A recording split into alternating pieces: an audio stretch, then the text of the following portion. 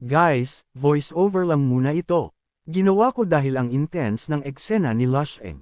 Kapag nagustuhan ninyo, ituloy natin ang mga susunod. Kung si Dilius ang malupit na haring kumokontrol sa kulog ng mundo ng mga mortal, si Lusheng naman ay parang isang Diyos na nakatayo sa itaas ng mundo ng mga mortal. Sa ibabaw ng noo ni Lusheng, ang puting koro ng dati ay tila binuo lamang mula sa liwanag ay halos tuluyan ng naging pisikal.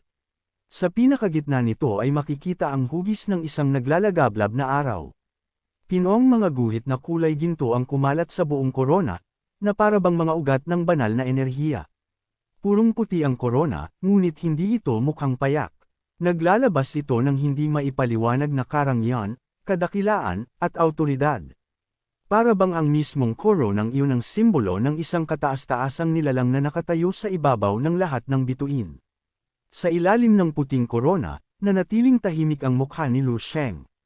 Mahaba at puti ang kanyang buhok. Kalmado ang kanyang mga mata. Ngunit sa likod ng katahimikang iyon ay may nakatagong puwersang tila kayang tunawin ang buong kalawakan. Kahit nasa first realm of extreme yang pa lamang siya, ang kapangyarihang inilalabas niya ngayon ay higit 10 beses na mas malakas kumpara sa nauna nilang sagupaan ni Dilius. Hindi lamang si Lusheng ang lumakas. Matapos dumaan sa 7 stage ng selection, malaki rin ang iniangat ng kapangyarihan ni Dilius. Pareho silang kabilang sa pinaka-nakakatakot na henyo sa buong Starry Sky. Para sa kanilang dalawa, ang labanan ay hindi lamang paraan upang malaman kung sino ang mas malakas. Ang labanan mismo ang pinakamainam nilang pagkain. Sa bawat malakas na kalaban na kanilang nakakaharap, mas mabilis na lumalawak ang kanilang pagkaunawa. Mas nagiging polido ang kanilang mga teknik. Mas lalo nilang nakikilala ang tunay na limitasyon ng kanilang katawan at laws. Dahil dito, ang kasalukuyang Lusheng at Dilius ay ibang-iba na sa 2 taong nagsagupaan bago magsimula ang selection. Sa maikling panahon lamang, ang kanilang kapangyarihan ay tila nakatawid na sa isang napakalawak na agwat. Marahas na sumugod si Dilius. Sa kanyang mga kamay, ang battle spear na nababalot ng kulog at umiikot na unos ay parang isang dragon na isinilang upang maghatid ng pagkawasak. Samantala, kalmadong iniangat ni Lusheng ang kanyang palad. Nababalot iyon ng purong puting liwanag. Bago pa tuluyang magdikit ang battle spear at palad, ang mga law na nakapalibot sa kanilang mga katawan ay nauna nang nagbanggaan. Ang Storm Law at Thunder Law ni Dilius ay nagwala na parang 2 mabangis na halimaw. Ang Extreme Yang Law ni Lusheng naman ay sumiklab na parang isang walang hanggang araw. Sa pagitan nila, nagsimulang mapunit ang espasyo. Ang mga alon ng enerhiya ay sumabog sa lahat ng direksyon. Para itong senyales na papalapit na ang katapusan ng isang mundo. Boom! Nagsalpukan ang kanilang mga atake. Marahas na nanginig ang buong selection space. Dahil sa tindi ng banggaan, sabay silang itinapon palayo sa isa't isa. Ngunit hindi pa man tuluyang humihinto ang kanilang mga katawan, muli silang sumugod. Boom! Muling nagbanggaan ang puti at itim na liwanag. Boom! Tumama ang spear ni Dilius sa depensa ni Lusheng. Boom! Bumagsak ang palad ni Lusheng sa rumaragasang unos sa harapan niya. Parang 2 kidlat na walang tigil na naghahabulan ng kanilang mga figure. Sa bilis ng kanilang galaw, halos hindi na makita ng karaniwang mata ang kanilang tunay na anyo. Puting liwanag, maitim na kulog, purong init, mabangis na bagyo. Sa bawat banggaan, ang buong espasyo ay nayayanig. Kahit projection lamang ang pinapanood ng mga senior student sa Galaxy Summit, pakiramdam nila ay personal na tumatama sa kanilang mga dibdib ang bawat pagsalpukan ng dalawa. Thud! Sabay-sabay na bumilis ang tibok ng kanilang mga puso. Boom! Muling tumama ang dalawang puwersa. Thud! Muling kumabog ang dibdib ng mga nanunood. Ang tunog ng labanan ay tila nagiging ritmo ng kanilang sariling mga puso. Ang ilan ay hindi na malayang mahigpit na naikuyom ang kanilang mga kamao. Ang iba naman ay nakatitig lamang ng tulala, halos nakalimutang huminga. Ngunit ang pinakamalaking pagkabigla ng lahat ay hindi nagmula kay Dilius. Kay Lusheng iyon. Walang sino man ang nag-akala na magagawa niyang makipagsabayan ng harapan sa sovereign level genius. Ngunit sa kasalukuyang labanan, wala pang malinaw na nakalalamang. Magkapantay ang kanilang bilis. Magkapantay ang lakas ng kanilang mga atake. At kahit magkaiba ang kanilang aura at paraan ng pakikipaglaban, tila nasa iisang antas ang kanilang kabuoang combat power. Biglang tumigil si Dilius sa gitna ng mabilis na palitan. Nakatayo siya sa kawalan habang mahigpit na hawak ang battle spear. Malamig at mapanganib ang kanyang tatlong mata. Wala na sa kanyang mukha ang dating mapaglarong kay-abangan. Malinaw na napagtanto niyang hindi niya madaling madudurog si Lu Sheng sa simpleng palitan ng mga atake. Kumalat sa kanyang mukha ang isang mabagsik na ekspresyon. Mahigpit niyang iniikot ang kanyang battle spear. Star Prison Wind Thunder Slay. Kasabay ng malamig niyang sigaw, mabilis na nagtipon ang lahat ng kulog at unos sa paligid niya. Sa likuran ni Dilius, ang rumaragasang hangin ay nagsimulang magsama-sama at maging solid. Ang malalakas na kidlat ay gumapang sa loob ng mga unos. Isa-isa, nabuo ang napakaraming battle spear mula sa pinagsamang kapangyarihan ng Storm Law at Thunder Law. May mahahabang spear, may makakapal na spear, may mga sandatang nababalot sa nakasisilaw na kidlat, habang ang iba naman ay umiikot sa loob ng matutulis na buhawi. Sa loob lamang ng isang kisap mata, napuno ng mga sandata ang halos kalahati ng buong espasyo sa likuran ni Dilius. Parang isang hukbo ng mga banal na sandata ang naghihintay lamang sa utos ng kanilang hari. Mahigpit na itinutok ni Dilius ang sarili niyang battle spear kay Lu Sheng. Patayin! Kasabay ng kanyang sigaw, sabay-sabay na bumulusok ang hindi mabilang na Storm and Thunder Spear.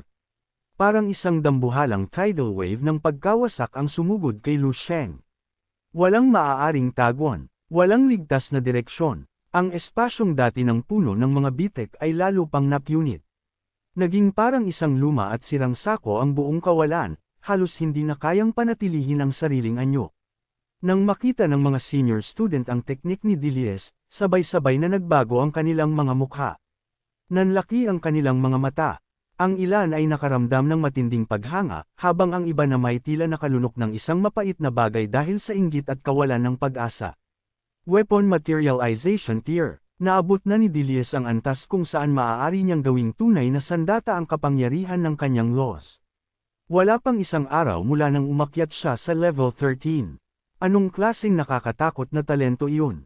Sa kanilang pagkakaalam, karamihan sa mga level 13 martial artist ay maaaring gumugol ng napakahabang panahon bago makarating sa ganoong antas ng Law Mastery. Ngunit para kay Dilius, tila ilang sandali lamang ang kailangan niya. Talagang karapat-dapat siyang tawaging sovereign level genius, isang henyong maaaring isang beses lamang lumitaw sa napakahabang panahon. Ngunit bago pa tuluyang hamupa ang pagkabigla ng lahat, nakita nilang kalmadong iniangat ni Lu Sheng ang kanyang dalawang kamay.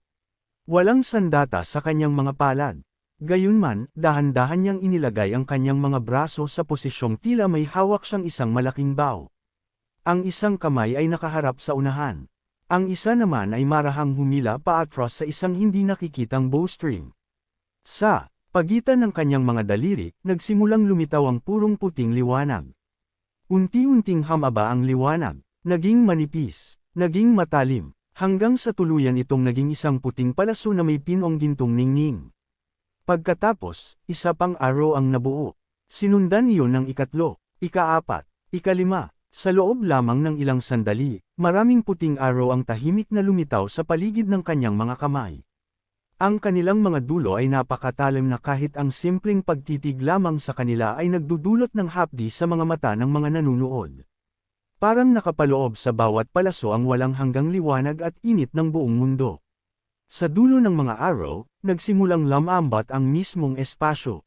Para bang natutunaw ang kawalan at nagiging likido dahil sa sobrang tindi ng init. Muling nanigas ang mga senior student. Kung kanina ay nagulat sila kay Dilius, ngayon ay tila tuluyan ng nabura ang kakayahan nilang mag-isip. Si Lu Sheng din. Naabot din niya ang Weapon Materialization Tier. Nakalawit ang kanilang mga bibig sa matinding pagkabigla. Walang sino man ang makapagsalita ng maayos. Parehong bagong level 13 sina Lu Sheng at Dilius. Hindi pa nga sila opisyal na estudyante ng Celestial Throne Academy. Ngunit pareho na nilang ipinapakita ang Law Mastery na kahit maraming veteranong senior student ay hindi pa naaabot. May 5 pangunahing tier ang cultivation at mastery ng laws para sa isang level 13 martial artist. Ang unang tier ay activation. Sa antas na ito, nagagawa lamang ng isang martial artist na tawagin at gamitin ang pinakasimpleng kapangyarihan ng kanyang law. Mababaw pa ang pagkaunawa niya rito. Para lamang siyang isang taong nakakita ng malaking bato at napagtantong maaari niya itong buhatin at ihagi sa kanyang kalaban. Sa ganitong uri ng labanan, ang tanong lamang ay kung sino ang may mas malaki at mas matigas na bato, kung sino ang mas malakas maghagis, at kung sino ang unang tatamaan. Karamihan sa mga level 13 martial artist ay nananatiling nakakulong sa activation tier sa napakahabang panahon. Ang ikalawang tier ay control. Sa antas na ito, hindi na basta-basta ginagamit ng martial artist ang law power bilang hilaw na puwersa. Nagsisimula na niyang maunawaan kung paano ito kontrolin ng mas maayos, mas praktikal, at mas mahusay. Maaari na niya itong hubugin upang gumawa ng mga depensa, barrier, o mas masalimuot na teknik. Si Chi, ang examiner na minsang nakalaban ni Lu Sheng, ay isang halimbawa ng martial artist na nakarating sa control tier. Nagagawa niyang gamitin ang kanyang laws upang bumuo ng barrier na makapipigil sa atake ng kalaban. Ang ikatlong tier ay weapon materialization. Ito ang antas na kasalukuyang ipinapakita ni Lu Sheng at Dilius. Sa tier na ito, ang paggamit sa laws ay nagiging likas na parang paggalaw ng sariling mga kamay at paa. Hindi na kailangang pilitin o pag-isipan ng matagal ang bawat paggamit. Maaaring gawing isang tunay at halos pisikal na sandata ang kapangyarihan ng law. Maaaring maging battle spear, maaaring maging arrow, maaaring maging anumang sandatang akma sa teknik at landas ng martial artist. Ang combat power ng isang nakarating sa weapon materialization tier ay maaaring 1,000 o 10,000 beses na mas nakakatakot kaysa sa isang level 13 na nananatili sa activation o control tier. Kahit sa hanay ng mga senior student ng Celestial Throne Academy, kakaunti lamang ang nakarating sa weapon materialization. Ang bawat nakagawa nito ay isang kilalang master sa buong Galaxy Summit. Ang ikaapat na tier ay domination. Sa antas na ito, halos perpektong nakokontrol ng martial artist ang kapangyarihan ng kanyang laws. Hindi na simpleng sandata o enerhiya ang law power, nagiging bahagi ito ng kanyang kapangyarihan. At awtoridad, parang isang tigre na biglang nagkaroon ng mga pakpak, ang lakas ng isang martial artist sa domination tier ay tumataas sa paraang halos hindi masukat. Ang ikalimang tier ay fusion. Ito ang yugto kung saan nagsisimula ng pag-isahin ng martial artist ang kanyang katawan at ang kapangyarihan ng laws. Isa itong hakbang patungo sa pagbuo ng tunay na law body ng isang level 14. Hindi pa man ganap na law body, ang martial physique at combat power ng isang martial artist sa fusion tier ay umaabot na sa isang antas na halos hindi kayang isipin ng mga ordinaryong level 13. At ngayon, dalawang bagong participant na hindi pa man opisyal na nakapapasok sa academy ang sabay na nagpapakita ng kapangyarihang maihahambing sa mga veteranong senior student. Maiintindihan pa ng lahat kung bakit nagawa iyon ni Dilius. Nagtataglay siya ng sovereign level blood. Isa siyang pambihirang nilalang na maaaring minsan lamang lumitaw sa loob ng 100,000 taon. Pinaburan siya ng kanyang bloodline, talento, at tila maging ng mismong cosmos. Kahit gaano pa kabilas ang kanyang paglakas, parang mayroon pa ring paliwanag. Ngunit si Lu Sheng, ano ang dahilan niya? Anong karapatan niyang magpakita ng ganoong kapangyarihan? Wala siyang kilalang sovereign level blood. Hindi rin siya isa sa 3 monarch-level prodigy na matagal nang sinusubaybayan ng Academy. Isa lamang siyang misteryosong binata na biglang lumitaw mula sa isang napakalayong star region. Ngunit ngayon, nakatayo siya sa harapan ni Dilius. Pantay, kalmado, at tila hindi man lamang nabibigatan sa napakaraming storm and thunder spear na paparating upang wasakin siya. Hindi matanggap ng maraming senior student ang kanilang nakikita. Pakiramdam nila ay may malaking bahagi ng kanilang pagkakaunawa sa martial arts ang biglang gumuho. Sa mismong sandaling iyon, tuluyang hinayla ni Lu Sheng ang hindi nakikitang bowstring. Bumaba ng bahagya ang kanyang mga balikat. Kumalma ang kanyang paghinga. Ang puting korona sa ibabaw ng kanyang noo ay lalo pang nagliwanag. Sa kanyang harapan, ang mga puting arrow na may gintong ningning ay sabay-sabay na nanginig. Pagkatapos, binitiwan niya ang kanyang mga daliri. Tahimik na nawala ang hindi nakikitang bowstring. Kasabay nito, sabay-sabay na sumabog pasulong ang mga arrow. Ang bawat palaso ay naging isang mahabang guhit ng puti at gintong liwanag. Sa loob ng bawat isa ay tila nakakulong ang ningning ng bilyon-bilyong bituin. Habang lumilipad ang mga araw, isa-isa silang dumami. Ang isang puting guhit ay naging 10. Ang 10 ay naging 100. Ang 100 ay naging libo-libo. Sa isang kisap mata, isang napakagandang dagat ng puti at gintong liwanag ang lumitaw sa likuran ni Lu Sheng.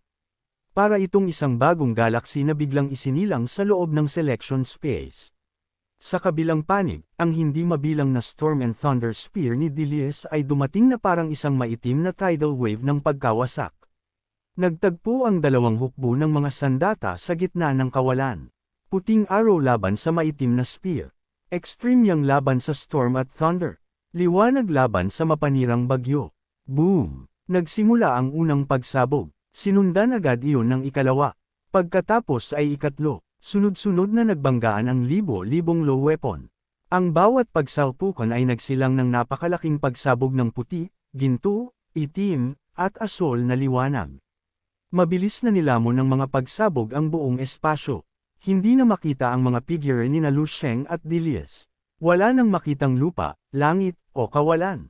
Ang tanging natira sa paningin ng lahat ay isang walang hanggang galaxy na binuo mula sa nagliliyab na mga bituin at bumabagsak na mga sandata. Sa unang pagkakataon, ipinakita ni Lu Sheng sa labas ng kanyang isipan ang bago niyang ultimate technique, Annihilation, Billion Sun Arrows. Sa loob lamang ng isang sandali, lumikha siya ng isang napakaganda at nakamamanghang galaxy, isang galaxy na hindi isinilang upang magbigay ng buhay, kundi upang lipulin ang anumang hamarang sa landas nito.